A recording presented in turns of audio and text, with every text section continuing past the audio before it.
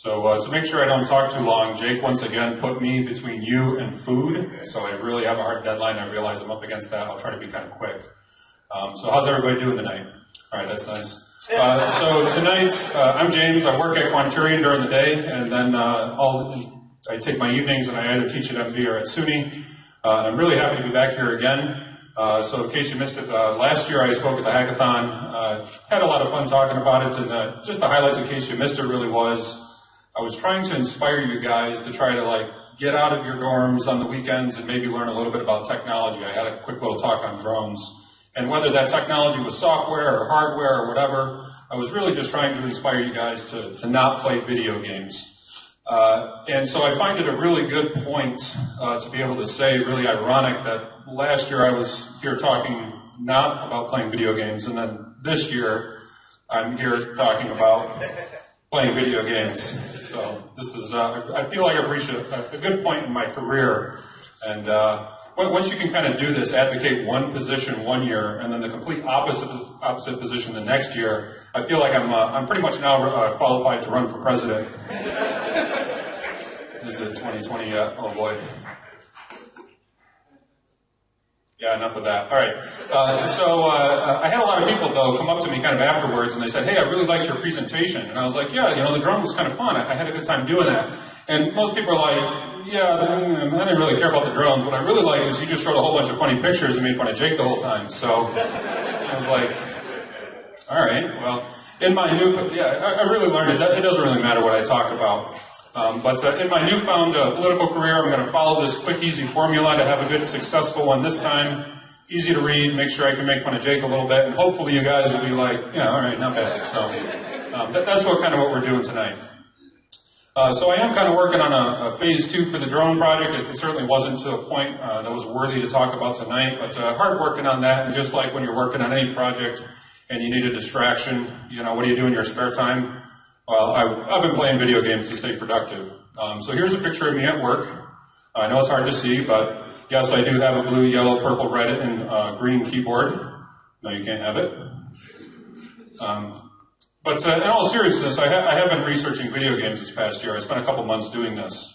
And to kind of give you guys a little bit of the background here, my main focus at Quanturian is to focus on training, awareness, and information dissemination. Specifically for the DoD. So kind of how do people learn and how do you get knowledge from one person's head to another? That's kind of the focus. And so I spent a bit of time kind of focusing this specifically on software and then even more specifically on video games. So I realize a lot of you guys, you've never worked for the DoD before, but this is kind of informally what happens very often. So in the bottom left here, what you have is you have some technology or security event. Something happens. Okay, some technology comes out. And what will happen afterwards is there'll be some policy that says, okay, now the government is going to behave this way to try to remain secure. All right, so a policy will come out, and then what will be part of the policy, there'll be training and awareness requirements, all right? So they realize we got to train our people if we want them to actually be able to follow the policy.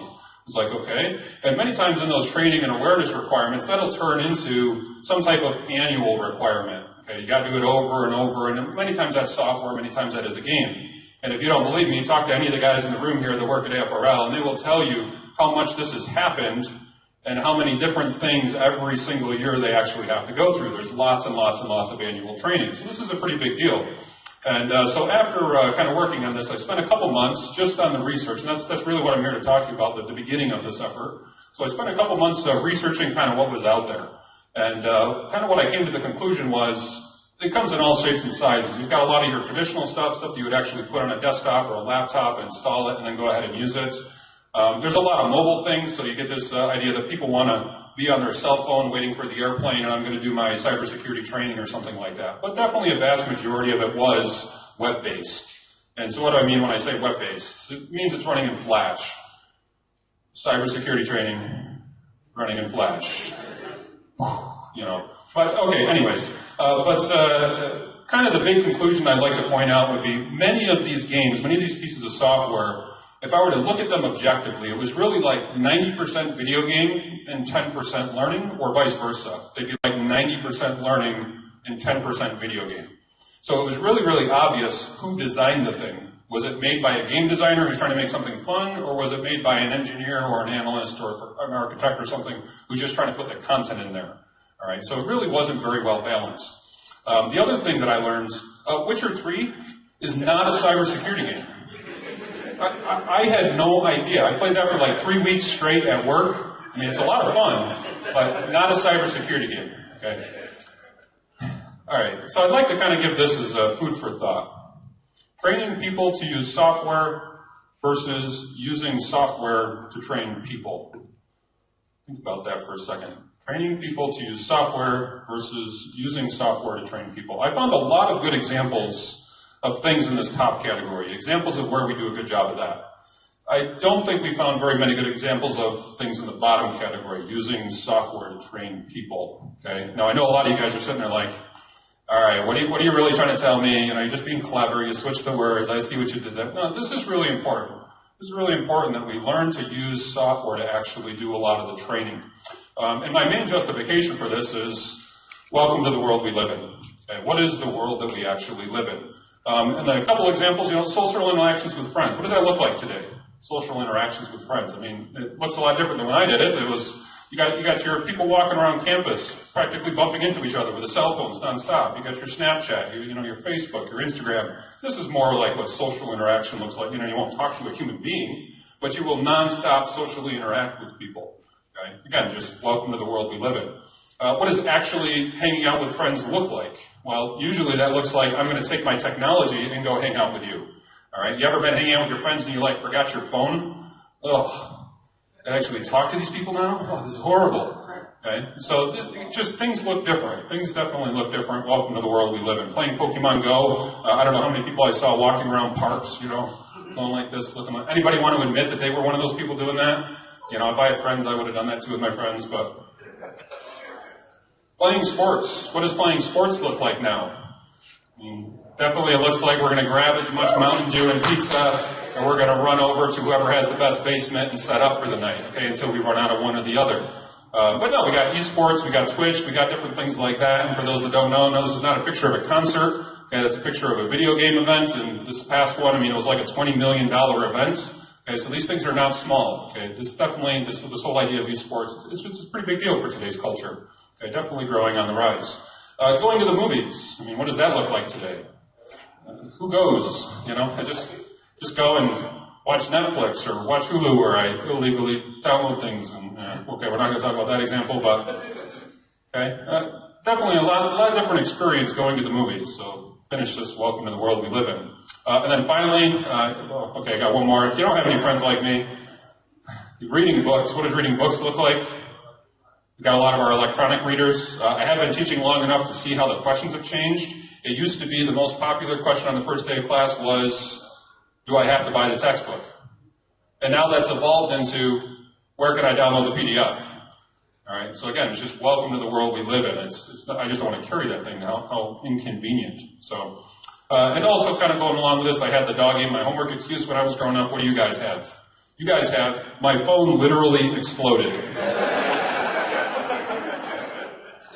Now, I teach cybersecurity, so data integrity, that doesn't fly with me. You should have had a backup. But still, I mean, it's just, things are a lot different, all right?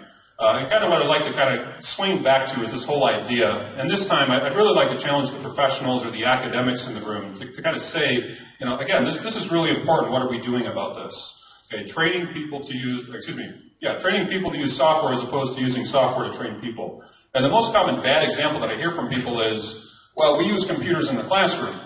Okay, but which one is that really? That's really more the top. We're training people to use technology, not using the technology to train the people. Okay, so if things like Facebook and smartphones and Twitch TV and Pokemon Go, if those are not affecting the way we're teaching, I kind of wonder, are we actually meeting our target market or the evolving target market?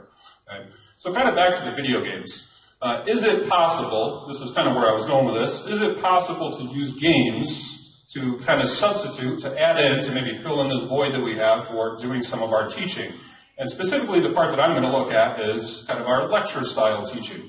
All right, so just in my time teaching, again, very informal, but just something I've noticed. What we oftentimes do as instructors, maybe students can kind of back this up or not, but we'll have some type of concept, okay? We'll throw this concept out at you, we'll introduce a concept to you, And then we'll kind of move over to give you some technical example of this concept. Okay? And then hopefully after that we give you more of an applied technical example or an advanced technical example. Okay? And so things on the left, what would that be?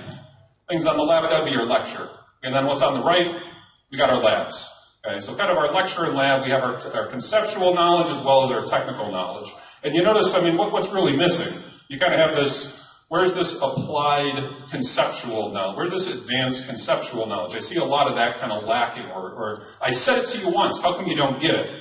You say, well, I still don't understand. It's like, well, I just say it to you again in a different way. How come you still don't get it? So it's this type of problem is where I think we could have games really help out this. I'm going to introduce a concept and maybe start to apply the concept or have an advanced understanding of the concept. Okay? So let's take a look at a little bit more specific of example. Let's pretend it's 2014 and you were enrolled in the networking class here at MVCC. So this is Networking Fundamentals, the freshman networking class, okay, a couple of years ago. And it's being taught by completely chosen at random, totally hypothetical professor that does not exist. Okay? And you're sitting in this class listening to a lecture. What do you think that classroom looks like? May I direct your attention to Exhibit 1, 2, and 3. I mean, that would be on any given day what this lecture might look like for these students. And so again, it's kind of think, all right, if we had an hour-long lecture, what if we had instead kind of maybe half-hour lecture, and instead of this, we ended up having maybe half-hour of video games, half-hour games to help introduce these concepts and explain these concepts. Okay, what do you think the classroom would look like then? Well, Exhibit 4, 5, and 6, you can clearly see the excitement on their faces. Things are definitely a lot better. All right. So that's kind of what we're going at, what we're going with here. And again, to get just a little bit more specific, how might this game actually look? Well, in a lot of my newfound research and abilities in my spare time, I went and I made a game. Woohoo! It was a lot of fun. It's a lot of work. All right. So actually, I kind of made like a concept of a game. This is really what I did. All right, I was procrastinating a whole bunch, and I put a couple hours into this just over the past couple weeks, just on my weekends, and I at least tried to get something together to try to tell you or give you an example of what might this game actually look like. So here's the idea. I called it this game Packet Man Ping. Just completely came up with this, and I said, let's pretend you're a packet going through a network, encountering these different levels, and things aren't quite going right. Maybe you end up having to do things that a ping packet might not necessarily do. And I came up with this while I was sitting at the auto shop waiting for some work to come be done on my car. And after I sketched out a whole bunch of the levels, I was like, hey, this kind of reminds me of an awesome movie with Bill Murray years ago, Osmosis Jones. Anybody know that movie? If you don't know the movie, go back and check it out. It's pretty cool. You know, white blood cell going around doing awesome things. So I was like, wasn't really designed in that way, but after I wrote it down, I was like, yeah, I kind of like that. Okay. So I actually have a couple levels here I'm going to demo. Yeah, can you switch over to the video? So I would play the game right here, but my laptop's way over there, so I just got a recording. I just hit play. Thank you, Nick. So I've spent literally 0 time working on the graphics. I mean, you're lucky this thing works, all right? So just on my weekends and my non-existent spare time. So I got 3 different levels. This first level is kind of just designed to be a tutorial. Let's teach you how to click the buttons and see what this is all about. All right, so here's your Packet Man Ping. It's arrow keys, ASDW, whatever to move around. You can kind of bounce around, and every one of these little points here is kind of meant to be like a an access point or a computer or some type of platform, some type of device. And so in my freshman classes, one of the biggest things I find people struggling with is understanding DNS. What is DNS? What can it do for me? It's a concept. And the main reason why they struggle is because what it physically looks like on the computer and what the idea looks like in my head, those things are 2 completely different things. I mean, I might be looking at a terminal or checkboxes as opposed to some type of conceptual, what is it actually doing with my traffic? Okay, so you can kind of see here, I talk to the DNS at this thing, and it kind of matches up the IP. Now, the goal for every one of these levels is to successfully send a ping response. Okay, we're just testing connectivity with cnyhackathon.org. Okay, so that's kind of your goal for every single one of these levels. So you can kind of see them bouncing around, learning, okay, I can talk to the DNS to kind of get places. There's other traffic going on. Isn't this super exciting? The graphics I know are wonderful. Okay, and finally, eventually, we get there to cnyhackathon.org. Congratulations, woohoo, you reached the ends. And we go and we send our little echo back to be able to test connectivity. And we established a good path back for level 1. Woohoo! Okay, so we got through the tutorial. All right, so what's level 2 about? So level 2, we're going to have something similar, but this time we're trying to expand our knowledge, expand our concepts, and learn a little bit, again, about denial of service. So when we start throwing in that DDoS type term. Again, it's all these acronyms, DNS, DHCP, DDoS, you know. I definitely see the foggy, lazy eyes starting happening. So we added in a little bit of a firewall idea. We start talking to our DNS, and all of a sudden it's, oh no, crazy. Okay, we're under attack.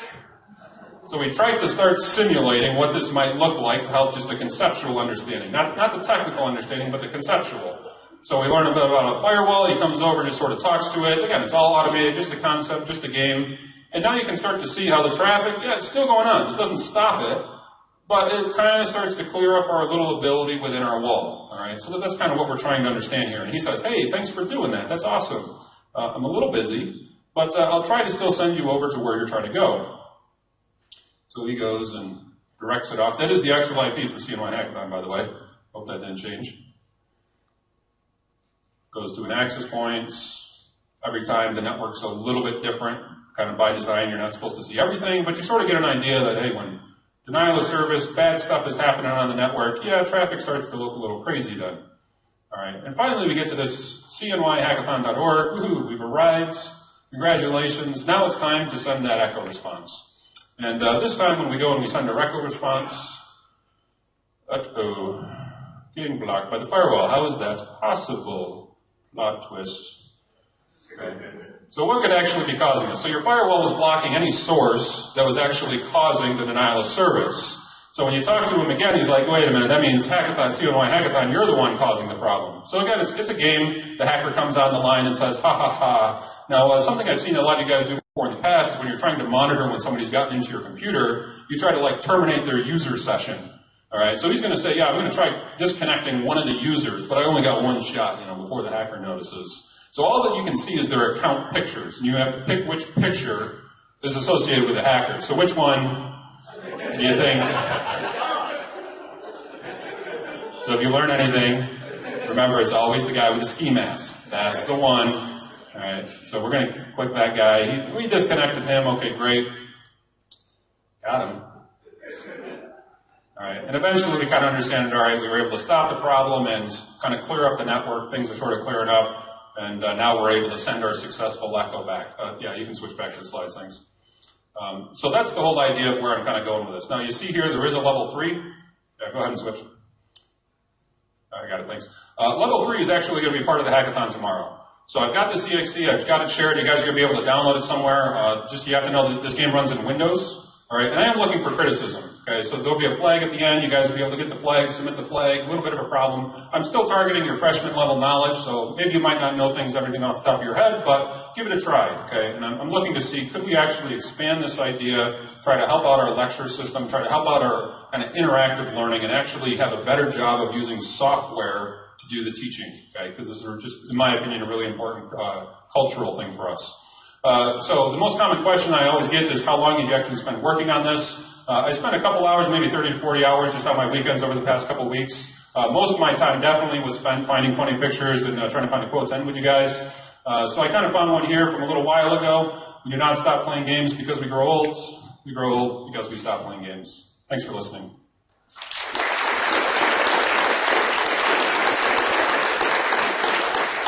I got 5 minutes, so I'll probably take 15 more for questions. Or until Jake walks up here. Should we trust the EXE you give us? The one that I gave for you guys is totally fine. If you want to specifically request one for me, I've got a couple of different versions.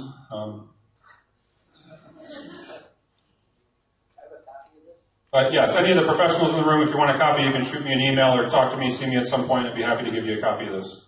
Okay, it's probably, I think the zip is maybe 15 megs, something like that. It's like 50 megs on zip, something. Okay. Or just ask me and I'll give you a thumb drive. I've got a couple special copies. So. Not all of them end the way they're supposed to. And definitely when I say for criticism, you could probably look for bugs. I'm sure there's a lot. Just more go for the ideas. If you found a way to crash my grade, okay, congratulations, good job. I don't care. But if you find some ideas or ways to improve upon this, that's really more what I'm looking for. Anything else? Okay, great, thanks.